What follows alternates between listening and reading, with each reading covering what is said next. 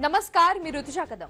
आपण पाहत आहात एनडीटीव्ही मराठीचं विशेष बातमीपत्र महाराष्ट्रनामा। महाराष्ट्र सरकारने सर्वसामान्यांच्या हितासाठी कोणते निर्णय घेतले, कोणत्या योजना राज्यात राबवल्या ज्यामुळे राज्याचा चेहरामोहरा बदलतोय याची माहिती आम्ही तुम्हाला या बातमीपत्रात देणार आहोत। सविस्तर बातम्यांना सुरुवात करूया। मुख्यमंत्री देवेंद्र फडणवीस यांच्या हस्ते मुंबईमध्ये AI फॉर ॲग्री 2026 या जागतिक परिषदेचं दिमागदार उद्घाटन झालं। या प्रसंगी बोलताना त्यांनी महाविस्तार AI हा प्लॅटफॉर्म प्रत्येक शेतकऱ्याचा डिजिटल सहकारी म्हणून काम करेल असा विश्वास व्यक्त केला। या सुविधेमुळे शेतकऱ्यांना हवामान अंदाज, कीड नियंत्रण आणि बाजारपेठेची माहिती त्यांच्या स्थानिक बोलीभाषेत विशेषतः आवाज आधारित म्हणजेच व्हॉइस बेस्ड तंत्रज्ञानाद्वारे उपलब्ध होणार आहे। आदिवासी बांधवांसाठी भिली या भाषेमधील सुविधेसह सर्वसमावेशक ॲग्री डेटा एक्सचेंजची निर्मिती करण्यात आली।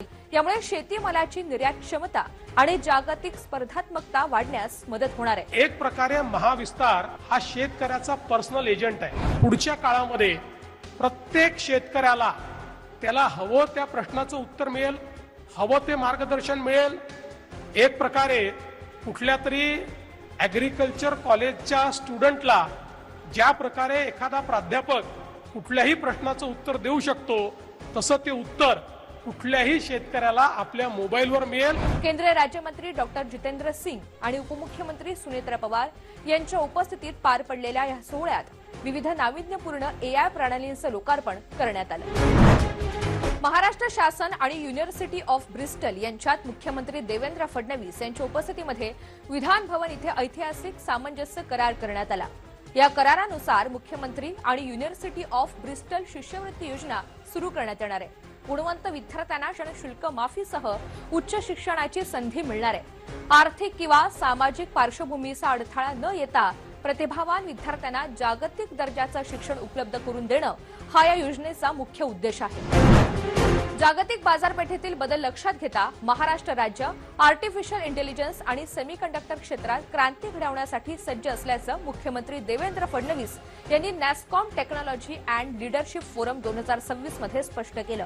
पॉलिसी लेड ग्रोथ या मंत्राचा अवलंब करून शासन उद्योगांच्या गरजांनुसार धोरणं आखत आहे। या क्षेत्रात सक्षम तरुण पिढी तयार करण्यावर भर दिला जातोय।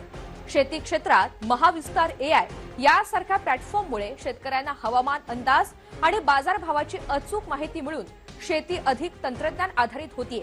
या बदलांना गती देण्यासाठी मुंबईमध्ये विशेष कार्यशाळा आयोजित करण्याचा प्रस्ताव सुद्धा त्यांनी यावेळी मांडला। मुख्यमंत्री देवेंद्र फडणवीस यांच्या उपस्थितीमध्ये जलसंपदा विभागाअंतर्गत येणाऱ्या कृष्णा आणि गोदावरी खोरे विकास महामंडळाच्या वर्ष 2025 मधील कामांचा आढावा घेणारा विशेष अहवाल प्रसिद्ध करण्यात आला। राज्याच्या जलसंपत्तीचे योग्य नियोजन आणि सिंचन प्रकल्पांच्या सद्यस्थितीवर या अहवालामध्ये प्रकाश टाकण्यात आला। या कार्यक्रमाला उपमुख्यमंत्री एकनाथ शिंदे आणि उपमुख्यमंत्री सुनेत्रा पवार यांची हजेरी होती। खोरे विकास महामंडळाच्या माध्यमातून राबवण्यात येत असलेल्या विविध प्रकल्पांमुळे सिंचन क्षेत्रात झालेली वाढ आणि भविष्यातील पाणी नियोजनाच्या दृष्टीनं हा अहवाल महत्त्वपूर्ण मानला जातो। जलसंपदा विभागाच्या कार्यक्षमतेचा आढावा घेऊन राज्याच्या कृषी विकासाला गती देण्याचा निर्धार यावेळी व्यक्त करण्यात आला। राज्यातील आयुष्मान भारत आणि महात्मा ज्योतिराव फुले जन आरोग्य योजनेअंतर्गत 4537 रुग्णालयांमध्ये 2399 मोफत उपचारांचा ऑनलाईन शुभारंभ मुख्यमंत्री देवेंद्र फडणवीस यांच्या हस्ते करण्यात आला। नव्या TMS 2.0 प्रणालीमुळे रुग्ण नोंदणीपासून उपचारांपर्यंतची सगळी प्रक्रिया आता पूर्णतः डिजिटल आणि पारदर्शक होणार आहे। यामध्ये बायोमेट्रिक नोंदणी, जलद मंजुरी आणि कृत्रिम बुद्धिमत्तेवर तक्रार निवारण अशा अत्याधुनिक सुविधांचा समावेश करण्यात आला।